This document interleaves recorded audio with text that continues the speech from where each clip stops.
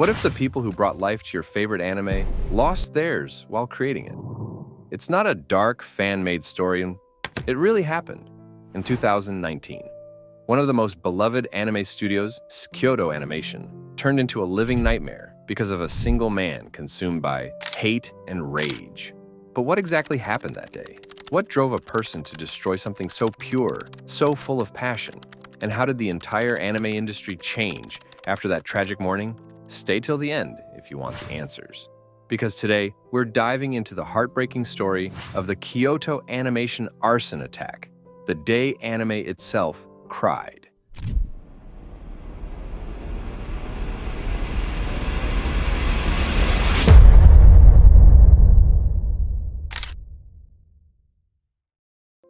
Kyoto Animation, also known as KyoAni, wasn't just a studio, it was a family.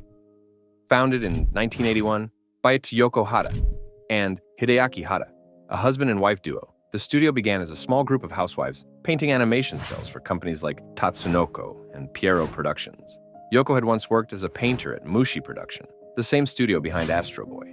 But after marriage, she left Tokyo and moved to Kyoto with her husband, starting something small, something beautiful. That small dream became Kyoto Animation, the studio that valued its artists, treated employees with care, and believed that emotion mattered more than money.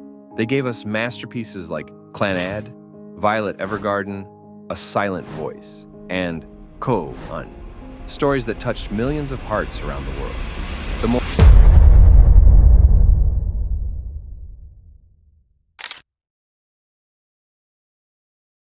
The morning of July 18th, 2019, started out like any other. Inside Studio One, a simple 3-story building with an iron spiral staircase, around 70 artists, writers, and animators were working on a new project. The atmosphere was calm, creative, almost like a family home. There was even a small area where animators could nap. That's how much the studio cared about its people. Laughter filled the hallways, pencils danced across paper. It was just another peaceful day at KyoAni until 10:30 a.m. A man wearing a red t-shirt, jeans, and glasses suddenly burst through the front door, carrying 40 liters of gasoline. He shouted, "Die! Die! Die!" his voice echoing through the halls. Without warning, he began pouring gasoline across the entrance, down the hallway, and even on employees. Some tried to stop him, but before they could, he lit the fuel. A massive explosion followed. The fire spread instantly. Screams filled the building as flames devoured everything in sight. A nearby worker later recalled, "I was in the office when I heard an explosion, then another, even louder. When I ran outside, I saw flames and smoke coming from the second and third floors. People were trying to escape, but the smoke was too thick. It was terrifying." Engulfed in flames, the culprit fled the scene, screaming in pain. 2 brave studio employees chased him down, and with the help of police, he was wrestled to the ground. In a nearby courtyard, about 100 meters away, as the badly burned man struggled, he kept shouting, "They plagiarized my work. I did it because they stole my novel." Police restrained him. His legs, chest, and face were severely burned. Near the studio, officers discovered a bag filled with knives and bladed weapons. Now, because earthquakes are so common in Japan, most small buildings, including KyoAni's Studio One, were built with wooden frames. While this made them sturdy against earthquakes, it made them terrifyingly vulnerable to fire. To make things worse, because it was classified as a small business building, the studio wasn't required to have sprinklers or fire extinguishers installed throughout. When the fire erupted, it spread with unbelievable speed. Thick, black smoke filled the halls within seconds. The heat was unbearable. Dozens of employees, including Yuka and Yuki, were trapped inside. Desperate to escape, many ran up the spiral staircase to the higher floors, but the smoke followed. They couldn't see, they couldn't breathe. One by one, they collapsed. Some from suffocation, others from the flames that left no mercy behind. At 10:33 a.m., a witness finally called for help. Firefighters arrived within minutes. But by then, smoke was already pouring from every window and even the roof. Despite their speed, they were fighting an impossible battle. Many victims were found near staircases where the smoke and heat were strongest. Some employees tied towels together, trying to climb out through windows, but most were overcome by toxic fumes before help could reach them. Fire crews broke through walls and windows, desperate to save whoever was still alive inside. The fire raged for nearly 20 hours before it was finally put out. That day, 36 lives were lost. Talented artists, animators, and dreamers gone in an instant. But what led the man to do this, and what changed after this tragedy? We'll get to that, because this is not just a story about fire. It's a story about loss, obsession, and the price of creation.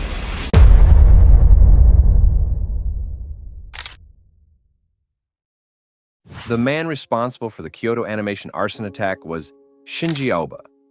Born in 1978, he was the second of 3 siblings, when Aoba was just 9 years old. His parents divorced. His father didn't earn enough to support all 3 children, so Aoba had to start working part-time jobs right after middle school just to survive.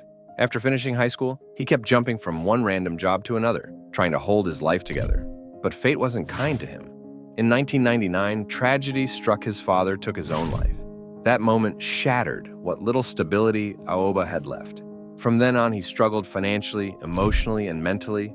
A few years later, in 2006, Aoba was arrested for stealing a woman's underwear. When the police asked him why, he simply said, "I don't have any money. I don't care about anything anymore." That single line showed how far he had already fallen. Then came War 2008, the year of the global financial crisis. Aoba lost his job again. He began living in public housing, often without electricity or running water, because he couldn't pay the bills. By 2012, his frustration boiled over. He robbed a convenience store, stealing around $200, but the very next day, he turned himself in saying, "I needed the money, but I knew I couldn't escape. My boss keeps harassing me. I don't want to be part of society anymore." That confession said everything. Aoba wasn't just broke. He was broken. He was sentenced to 3.5 years in prison. While serving time, his anger only grew worse. He often threw tantrums, disobeyed guards, and got into trouble. During his stay, doctors diagnosed him with schizophrenia, a serious mental disorder that can cause delusions and twisted thinking. But the treatment he received was limited, and in 2016, Aoba was released back into society untreated, unstable, and angry. After his release, Aoba tried to start over. He began writing short novels, pouring his imagination into stories that he hoped would one day become anime. He even submitted some of his work to Kyoto Animation's writing contests, dreaming that his ideas might be chosen, but none of them ever were. And slowly that dream turned into bitterness. Years later, Aoba became convinced that Kyoto Animation had stolen his work. He pointed to a small scene in the anime Tsurune, where a character buys meat at a grocery store at a discount, and claimed that it was taken directly from one of his own novels. Of course, anyone could tell that was nonsense.